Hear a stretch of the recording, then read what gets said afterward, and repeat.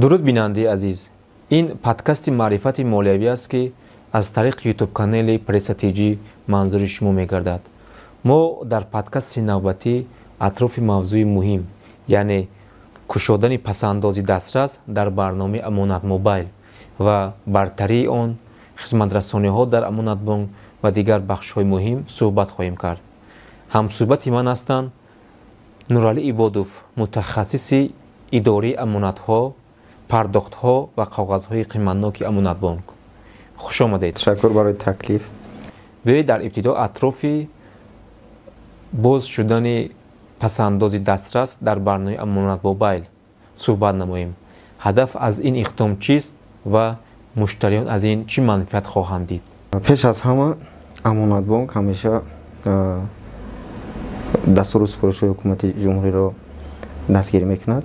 امانت بانک یک قطار کارها رو به شما رسید که از جمله این نمودی پسنداز یعنی گزارش به حکومت الکترونی و تقویت بخشیدن به حساب برآورکنی غیر نقدی را در بر میگیرد. یعنی که امروز مشتری میتواند آزادانه به تشریف به بانک میتواند دسترسی به این گونه پسنداز یعنی که پیدا کند. وارد می شود به زمین برنامه و در دل حالت بعد پخش دو سه توگمچه میتواند که الکی صورت‌های پسندازی خود را داشته باشد. شرط ها چگونه است؟ برای مشتریانی که الکی دارنده زمین برنامه موبیلی هستند تنها باید آنها مشخص شوند، یا اینکه با شناسنامه به بانک تشریف میارند یا اینکه امکانیتی هست که مشتری وارد می شود به قسمت تنظیمات همون زمین برنامه در اونجا درخواست آنلاین ایدنتیفیکاسیون میکند. در تمام 24 ساعت متخصصان و رو مشخص میکنند. بعدی پورا با مشخص یعنی که فرا گرفتن مشتری اون میتواند آزادانه زیاده از 900 نمود خدمت رسانی رو دسترسی پیدا کند که از جمله دسترس یعنی که پسندازی دسترس نیز در آن جای داده شده است که آزادانه از آن میتوانند از خانه، جای کار، هر جایی که برای آنها قلای است دسترسی به این گونه پسنداز پیدا کنند. ببینید امروز در نظام بانکی ما زیاد تشکیلات های مالیوی و بانک ها فعالیت دارند و هر یک بانک میخواهد که مشتری خود را بیشتر کند و ایمیج خود، نفوذ خود را در بین دیگر مؤسسه‌های مالیوی بالا برد. تفاوتی برنامه شما یعنی در برنامه پسندازی دسترس در برنامه امانت موبایل از دیگر خدمت رسانی و پسندازهایی که در بانک‌های دیگر عمل میکنند در چی است؟ رقابت پذیر بودن در بین دیگر تشکیلات‌های قرضی این گونه محصولات بانکی را روی کار آورد، یعنی که در زمین برنامه جای داد که مشتری پس از مشخص شدن آزادانه میتواند یعنی که چنین پسنداز رو در بانک گشاید و ضرورت نیست که مشتری به بانک آید در نوبت ایستد و این گونه پسنداز رو گشاید. اون از جای نشست کارگاه هر جایی که برای وی قلای است از این نمود پسنداز میتواند دسترسی پیدا کند. همزمان پس از 2 ماه استفاده بی فاصله میتواند فایزهایی که در از این نمود پسنداز برای مشتری پیش بینی شده است اون رو آزادانه گیرد، انتقال دهد، مقصد استفاده برد.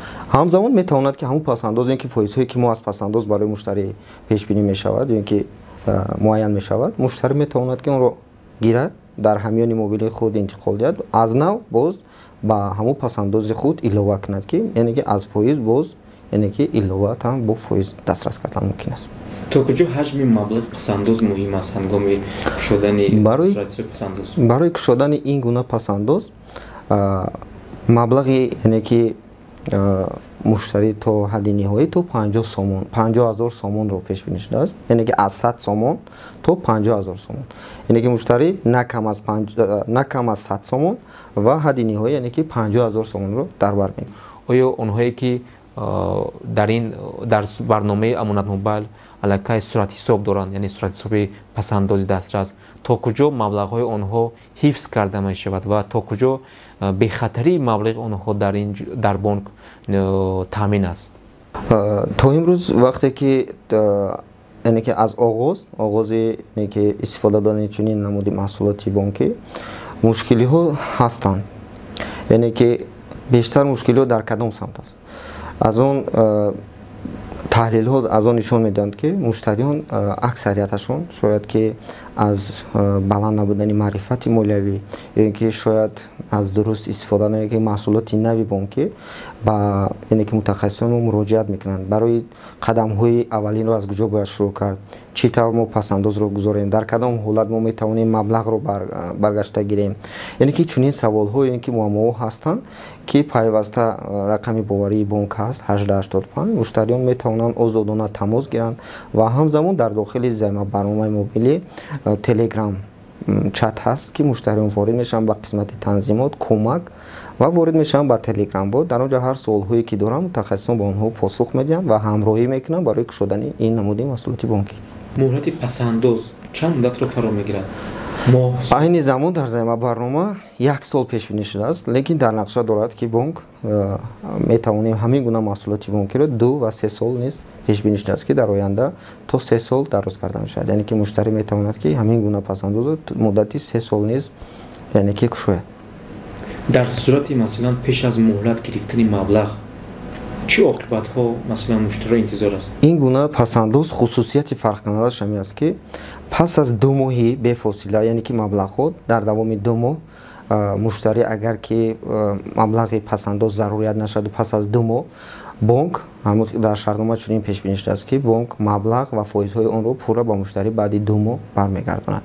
Метавонад ки дар давоми 2 моҳ гирад, лекин баъдан ки шартнома дар шартнома қайд шудааст, шартнома ки вайрон мешавад аз тарафи як тарафа, метавонад ки фоизҳо тағйир ёбад. Лекин пас аз 2 моҳ агар ки муштарӣ тавонад дастрасие ки мехоҳад ки маблағро бо фоизҳо гирад, пурра маблағҳо бо фоизҳо баргардонида мешавад. бо асъори хориҷӣ яъне ки доллар, рубл ё дигар намуди асъор имрӯз дар ин намуди пасандози дастрас имкон дорад боз кардан? бале, мувофиқи шартномаи ҳамин маҳсулоти бонкӣ метавонанд муштариён бо доллар суратҳисоби пасандозӣ кушоянд ки маблағи яъне ки аз оғоз кушоданд 10 долларро дар яъне ки нишон дода шудааст то маблағи ниҳоӣ то 5000 доллар ва меъёри фоиз аз 4 то 6 вобаста ба муҳлат ки айни ҳол 4% барои 1 сол пешбинӣ шудааст.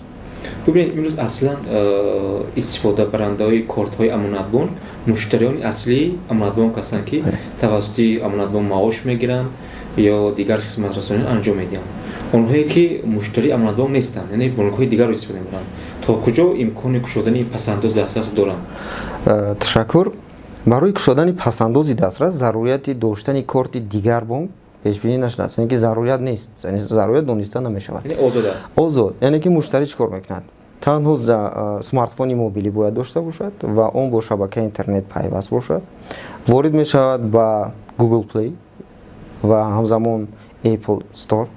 аз он ҷо зеркашӣ мекунад займабарномаи амонат мобайл, худро ба қайд мегирад ва баъдан метавонад озодона аз ҳамон суратҳисоби ҳамёни мобилии худ чунин пасандозро кушояд. яъне ки ворид мекунад маблағ ба суратҳисоби ҳамёни мобилӣ, яъне займабарномаи амонат мобайл, баъдан ба қисмати амонатҳо ё ин ки депозит ворид мешавад ва баъдан қадам ба қадам метавонад ки аз ин намуди маҳсулоти бонкӣ дастрасӣ пайдо кунад. яъне ки барои муштариён зарурияти корти дигар бонк дониста намешавад. танҳо доштани як займабарномаи мобилӣ бошад, аллакай он метавонад ки дастрасӣ ба ин маҳсулоти бонкӣ пайдо кунад. агар масалан муштарии шумо ҳангоми истифодаи хизматрасони пасандози дастрас дар барномаи амонат мобайл ба мушкиле рӯбарӯ шавад ё маълумоти кофӣ надошта бошад барои истифода бурдани барномаи амонат мобайл, чӣ бояд кард? ба куҷо муроҷиат кунад? имрӯз чӣ хеле ки мо шумо медонем амонатбонк яке аз бонкҳои низомсозии ҷумҳурӣ ба ҳисоб меравад ва дар тамоми ҳудуди ҷумҳурии Тоҷикистон 75 филиал ва 548 маркази хизматрасонӣ дорад ки муштарӣ метавонад озодона аз 75 филиал ва 548 маркази хизматрасонӣ яъне ки машварат гирад.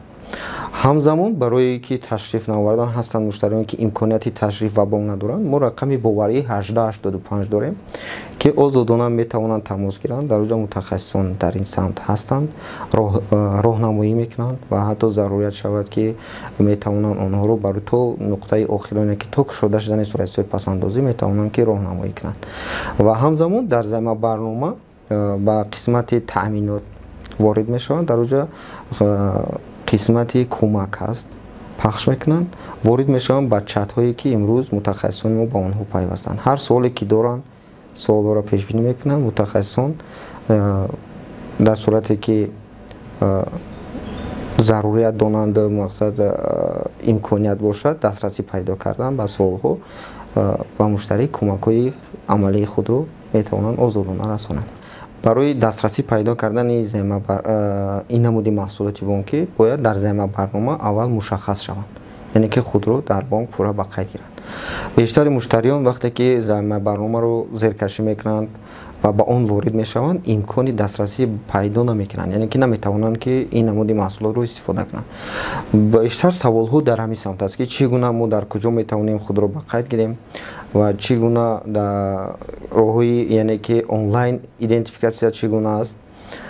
чунин саволҳо бештар мешавад. баъдан бештар саволҳо вобаста ба фоизи он мешавад ки мо фоизи онро кай метавонем дастрас кунем, чӣ тавр метавонем онро ба ягон сурат ҳисоби ҳамён ё ки корти бонкӣ интиқол диҳем. Саволҳо бештар дар ҳамин самт дида мешавад ки мутахассисони мо метавонанд ки озодона мушкилие ки вобаста ба ин намуди пасандоз ба муштариён пеш меояд, онро ҳамроҳӣ кунанд ва он мушкилиро бартараф созанд. Қатар мушаххас гӯед кадом ҳуҷҷатҳо ҳангоми кушодани ҳамин намуди пасандоз яъне ҳатмӣ аст? барои ин гуна пасандоз кушодан ягон ҳуҷҷат пешбинӣ нашудааст. Шартномаи, яъне ки оферта аст, ворид мешавад муштарӣ, пурра ба шартнома шинос мешавад ва агар ки мушаххас шуда бошад, ба қисмати амонатҳо гузашт мекунад. аз он ҷо қадам ба қадам содда саҳеҳ оварда шудааст ки ҳар як қадам барои муштарӣ сода аст, метавонад ворид шавад, тугмачаро пахш кунад, дар он ҷо меъёри фоиз солона, яъне ки муҳлати он ва бартарии ин гуна пасандоз дар он ҷо пурра оварда шудааст ки муштарӣ метавонад пурра шинос шавад. баъдан, яъне ки баъди пурра шинос шудан дурустии онро тасдиқ кунад ва маблағи муайяне ки мехоҳад онро, маблағи муайяне ки муваққатан озод аст, мехоҳад онро пасандоз гузорад, онро аз суратҳисоби корти бонкӣ ё ки аз суратҳисоби ҳамёни мобилӣ метавонад интиқол диҳад ба суратҳисоби пасандозӣ, ки пас аз, яъне ки якчанд нуқта, яъне ки пас якчанд қадам метавонад дорандаи суратҳисоби пасандозӣ гардад.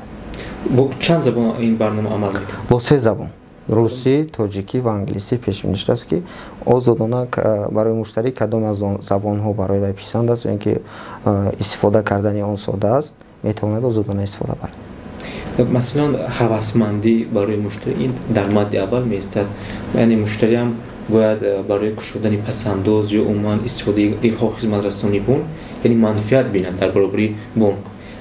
дар ҳамин намуди хизматрасонии шумо, яъне ҳавасмандии муштарӣ дар чӣ ифода мебарад?